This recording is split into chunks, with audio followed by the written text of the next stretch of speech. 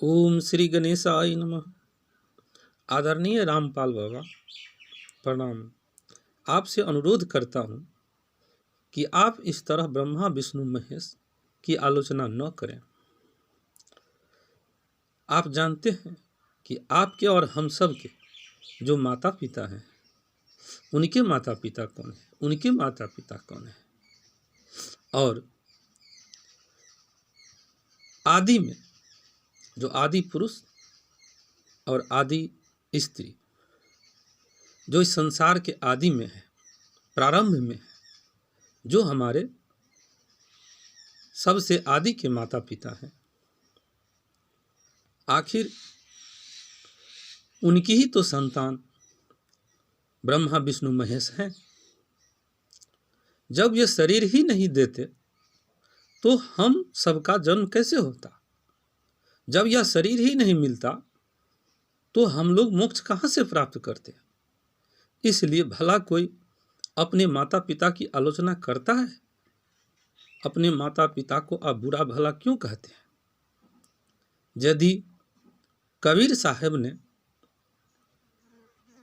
एक सत राह दिखा दिया है, सतनाम का राह दिखा दिया है, आप उस राह पर चलें, कोई आपत्ति नहीं है। क्योंकि ओम का जो राह है, निराकार प्रभु का जो राह है, सभी धर्मों का अंतिम लक्ष्य वही है। परंतु जिस शरीर से आप मुक्ति पाएंगे, उस शरीर को जन्म देने के लिए तो भी उसी निराकार प्रभु को शरीर धारण करके आना पड़ता है। फिर उनको ज्ञान देने के लिए शरीर धारण करके गुरु बन के आना पड़ता है। फिर आपकी रक्षा, हमारी रक्षा के लिए विभिन्न अवतार लेना पड़ता है। आप कहते हैं वे काल हैं। काल किसको कहते हैं? क्रिया करने में जो समय लगता है वही तो काल है। जब समय चल रहा है और आप हम सबको जन्म दे रहे हैं, जो ब्रह्मा विष्णु महेश समय का सदुपयोग कर हम लोग की मदद कर रहे हैं, उनको आप काल किस तरह कहेंगे? हम लोग की तो मदद करते हैं मोक्ष प्राप्त करने के लिए। यदि मोक्ष की राह पर चल पड़ते हैं तो और अच्छी बात है। इनकी आलोचना काल कह के नहीं की जानी चाहिए। रामपाल बाबा आपसे आग्रह करते हैं कि आप सोचिए, आप जिनको कहते हैं कबीर साहब को कि ये पर ब्रह्म परमेश्वर हैं, आप उस पर सोचिए कि वे कबीर साहब भी राम के ही भक्त थे, जो राम निराकार थे। निराकार राम के ही नाम पर दशरथ जी के पुत्र का नाम राम रखा गया था, जो वे खरे उतरे थे 100%। हम आपसे आग्रह करते हैं रामपाल बाबा कि आप सोचने का प्रयास करें कि जिस कबीर साहब के बारे में आप कहते हैं कि सतलोक ले जाते हैं, आप भक्तों को कहते हैं कि ब्रह्मा विष्णु महेश का लोक दिखाकर फिर सतलोक दिखाते हैं, ये सर्वोपरि लोक है। हम पूछते हैं यह माया नहीं है? यदि कृष्ण भगवान अर्जुन को विराट रूप दिखाए थे तो आप कहते हैं वह माया थी, और कबीर दास के संबंध में आप कहते हैं कि ये सतलोक दिखाते हैं पहले और तब शिष्य बनाते हैं। यह माया नहीं है क्या? कहिए तो।